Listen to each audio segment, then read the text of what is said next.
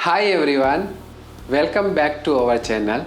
और आज हम डिस्कस करेंगे हेयर ट्रांसप्लांट फॉर वुमन। इसका क्या प्रोसेस होता है, फीमेल में हेयर ट्रांसप्लांट का क्या प्रोसेस होता है, इसके क्या बेनिफिट्स है और हेयर ट्रांसप्लांट होने के बाद आपको क्या एक्सपेक्ट करना चाहिए। हेयर लॉस सिर्फ मेल्स यानी कि पुरुषों की प्रॉब्लम नहीं है, बहुत सी फीमेल भी इससे सफ़र करती है। So let's get started. क्या आप भी हेयर थिनिंग या बोल्ड स्पॉट से परेशान हैं, या फिर अगर आपकी हेयर लाइन रिसीड हुई है या आपका फोरहेड बड़ा दिखता है तो हेयर ट्रांसप्लांट आपके लिए एक बहुत ही इफ़ेक्टिव सॉल्यूशन हो सकता है। So stay tuned to learn everything you need to know about hair transplant in women. सबसे पहले let's understand what exactly is a hair transplant for women means.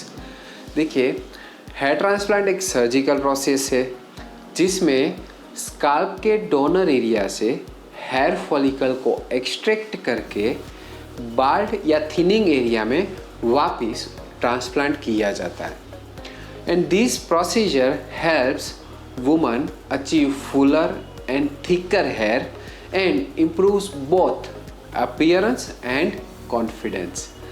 Procedure usually local anaesthesia के under होता है ताकि आपको pen ना हो, सून हो जाती है आपकी स्किन, और अप्रोक्सीमेटली 4 से 8 घंटे तक ये प्रोसीजर चलता है depending on the number of graft required. अगर कम ग्राफ्ट की रिक्वायरमेंट है तो टाइम कम लगता है, अगर ज़्यादा ग्राफ्ट की रिक्वायरमेंट है तो टाइम ज़्यादा लगता है। Hi everyone, myself doctor Vivek Galani, chief hair transplant surgeon and founder of RQC hair transplant clinic. After treating thousands of patients and doing thousands of hair transplant and implanting more than a millions of hair follicles with my team of 5 doctors and 20 plus professional, आज मैं आपके साथ एक बहुत ही important topic discuss करने वाला हूँ और वो है hair transplant in females, hair transplant in women. तो चलिए अब बात करते हैं हेयर ट्रांसप्लांट के बेनिफिट्स के बारे में।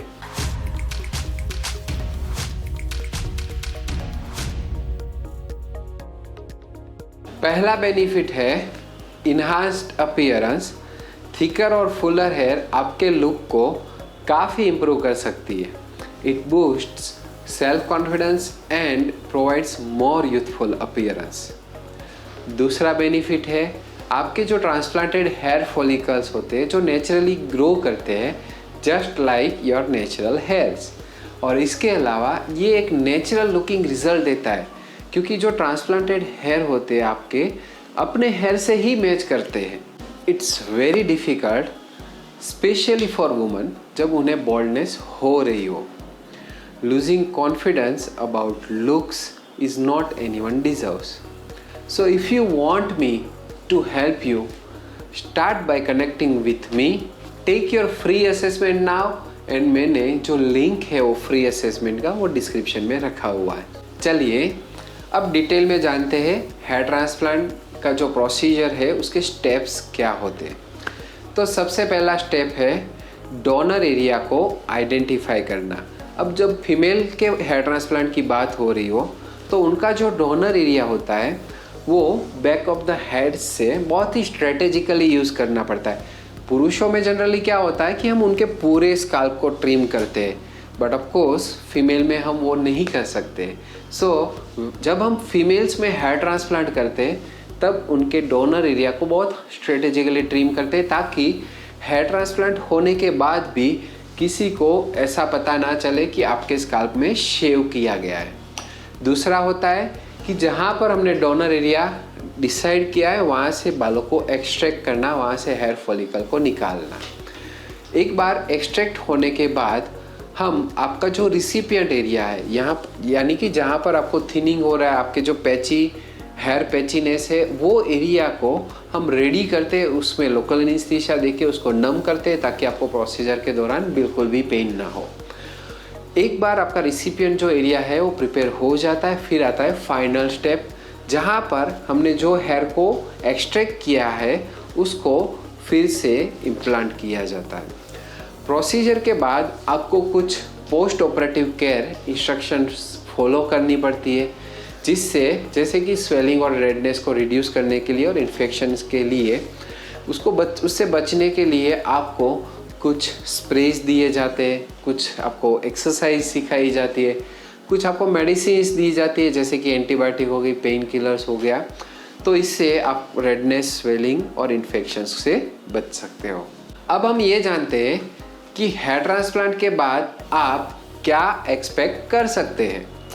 तो इनिशियली जैसे मैंने बताया कि स्वेलिंग और रेडनेस हो सकती है, जो बिल्कुल भी नॉर्मल है।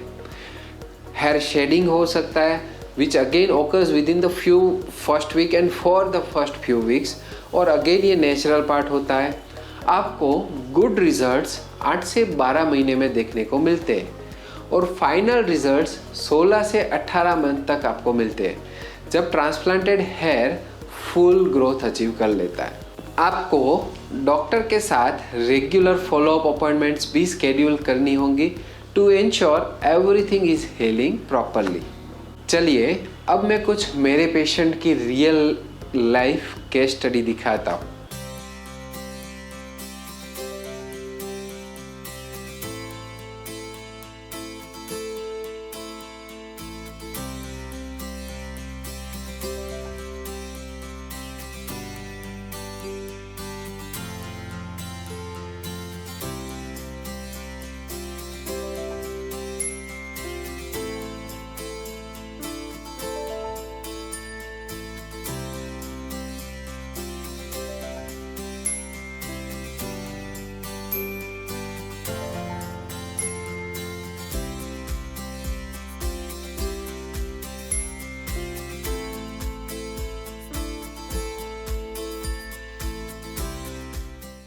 तो ये थे कुछ important points about hair transplant for woman.